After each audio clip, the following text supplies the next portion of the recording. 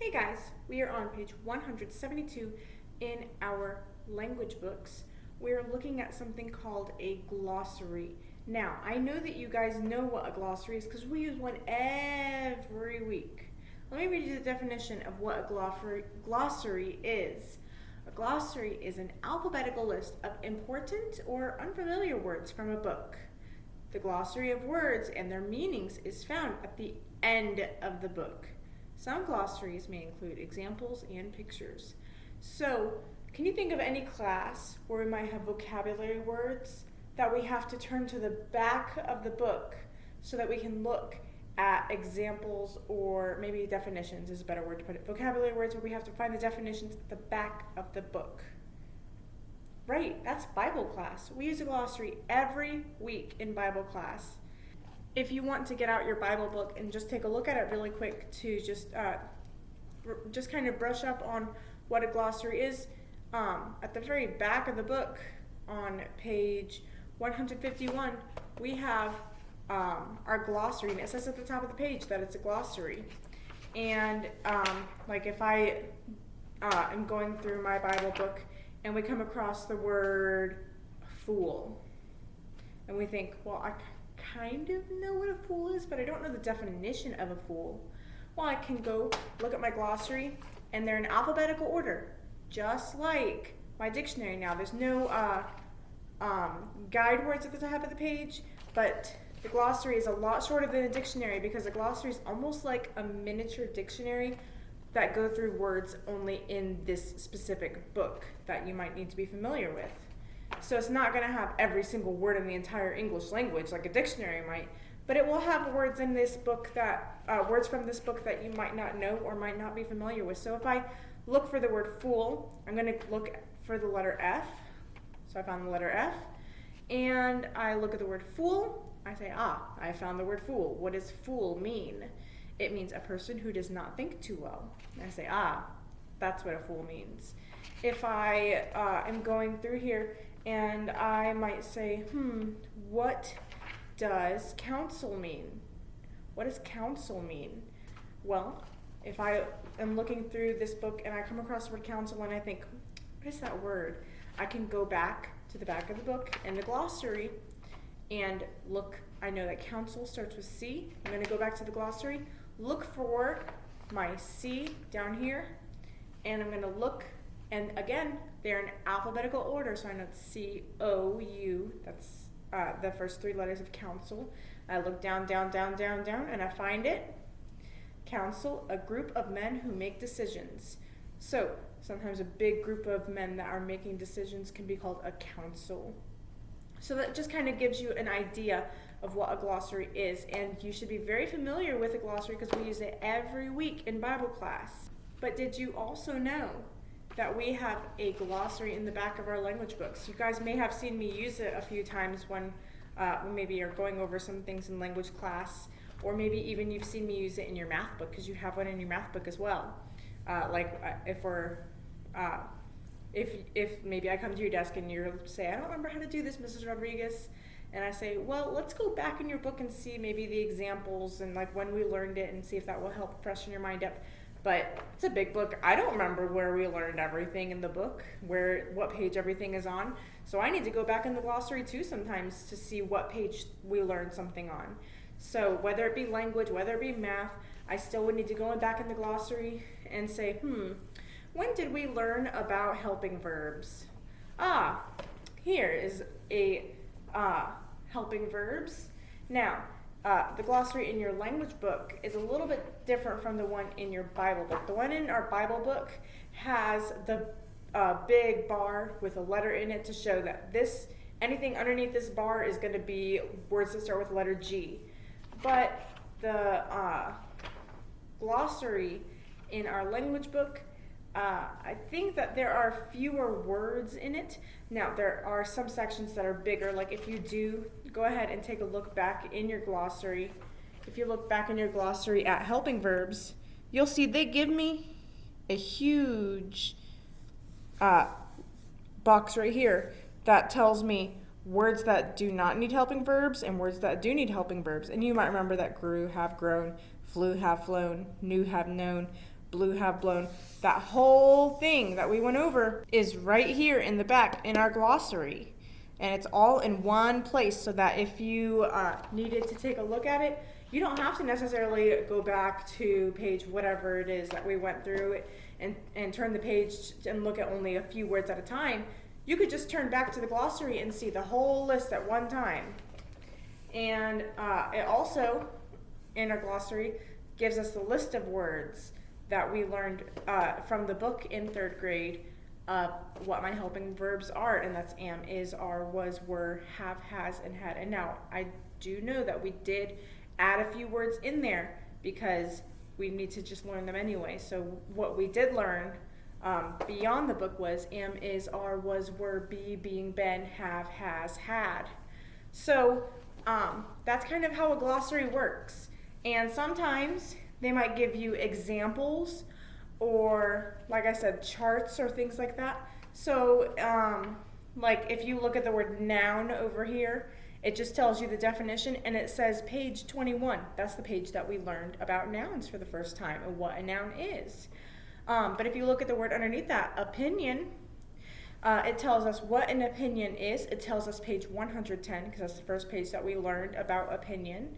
And then it has a blue sentence right there. Morning is the best time of the day. Well, that doesn't have anything to do with the word opinion, but it is an example of what an opinion is. And you'll see a lot of blue words and sentences throughout the glossary in this specific book. And that just shows, so that you can instantly see which sentences and words are examples and which ones are maybe definitions or going through maybe comma rules. Like if you look in here, I'm sure there's comma rules or things like that. So going back to our other page, I believe 172 is where I had left off.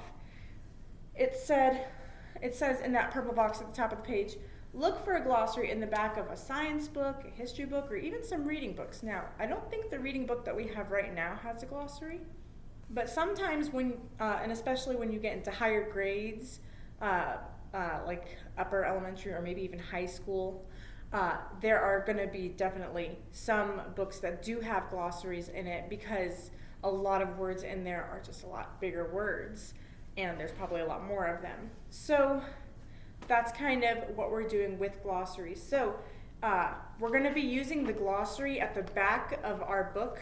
So make sure that you have those pages, and make sure that you know how to look for the words, and that you are differentiating between those, like I said, the normal black words on there and then the blue words and sentences. The normal print is maybe a definition or maybe telling you rules if it's like commas or capitalization or something, and maybe telling you page numbers of where we learned it in the book. And the blue words and sentences are just examples to help us maybe get the concrete idea down more. So page 172, think A, use the glossary in the back of the book to answer each question. Now, number 1 says find the word fact and write the definition. So in the back of our book, we're looking for the word fact. First look for any words that are F or maybe around F, that start with F or around F. So I have on this page dictionary. I know that dictionary starts with D and it's really close to F, E, A, B, C, D, E, F, so it's really close. I have direct quotation. I have envelopes, and that's the last word on this page. So I'm going to turn over to the next page, and the first word I have on the next page is fact, and that's what I'm looking for. So it says a fact is something that is true and that can be proven. And that's the definition, and that's what needs to be written down for number 1. So make sure you have a fact is something that is true and that can be proven. For number 1, that first couple lines there. And then the next couple lines right underneath that, still number 1, but it's like a second part of it. Write one fact as a complete sentence. So don't write Don't write an incomplete sentence, I guess. It's definitely going to be a declarative sentence. Make sure you're starting your sentence with a capital letter. Make sure you're ending with a period, because it is going to be a declarative sentence, because facts are usually written as declarative sentences. The example they gave was, each morning the sun rises in the east. And that's a fact. That's true. That's if you go outside your house and you can figure out which way is north, south, east, west. If you go outside like first thing in the morning when the sun is just coming up, whatever direction that sun is coming up from the horizon, that direction is east, always. And then maybe if you go out in the evening when the sun is just setting, that direction is going to be the opposite direction that the sun came up. So the sun's going to come up on this side, and it's going to come down on this side. Maybe not exactly this side and this side, but just the opposite. Might be this way and this way, or this way and this way. But anyway, write one sentence that is a fact. Do not use the one they used in the book. Use your own fact, find your own sentence, okay? And make sure, again, it is a complete sentence. Number 2, proofreader's marks. They want you to find proofreader's marks. If we look in our glossary, I found my proofreader's marks. It's underneath proofreader's marks. And in the boxes, they have insert, capitalized, lowercase, delete, and spelling mistake. If you look back in your glossary, they show you which ones are which, so I'm not going to do those on the board. You need to go back in your glossary and find those yourself. Number 3, write the word verb and write 3 sample verbs. Let's see, if we look in our glossary, we find the word verb. We have the definition of verb, and it says, see also action verb, non-action verb, and helping verb. So if you're just thinking, oh, what's a verb? You look at the word verb, it tells you what a verb is, it tells you what page number we learned verbs on. And then it says, see also action verb, non-action verb, and helping verb. Those are 3 different kinds of verbs. And they could have gotten into that underneath the word verb, but really an action verb and a helping verb, they're not the same thing. An action verb and a non-action verb, those are kind of opposites. So that wouldn't have been good to put underneath the verb. They really needed their own thing. So that's why they didn't put it underneath there. So sometimes you'll also see that in glossaries. So make sure you also keep an eye out for that as well. So I don't want you to, again, don't copy the verbs that they have written in the glossary. Come up with your own verbs. And then it says the next one, I guess that would be number 4, but they don't have number 4 next to it. Write the pronouns that are used in the predicate part of the sentence. Well, again, let's look at our glossary. Pronouns. Now, they have a pronoun is a word that takes the place of a noun, and then they have the page number that we learned the pronouns on.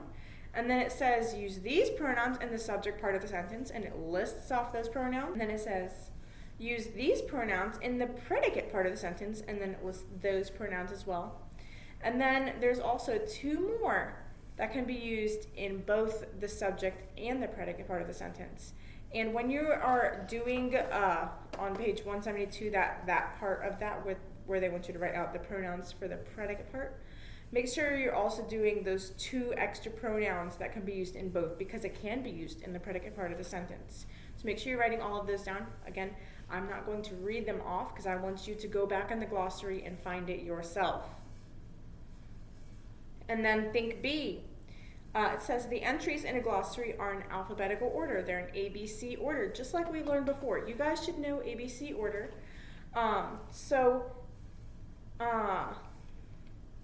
Now, the words that they give are not necessarily back in the glossary, and I did mention earlier that the words in the glossary are in alphabetical order, just like a dictionary would have words in alphabetical order. But they just want you to take these 4 words, blue moon, asteroid, galaxy, and solar, and they want you to number them in alphabetical order. So, for example, which of these 4 words comes first in alphabetical order? Well, we have the first letter in the alphabet is A, and there's only one of those words there that start with A, asteroid. So put number 1 next to asteroid since it comes first in alphabetical order. So I already kind of helped you out with the first one. You only have 3 more to do on your own. We have blue moon, asteroid, galaxy, and solar. Asteroid should have number 1 next to it. And then you have to do 2, 3, and 4. Number them 2, 3, and 4 to show what order they would come alphabetically.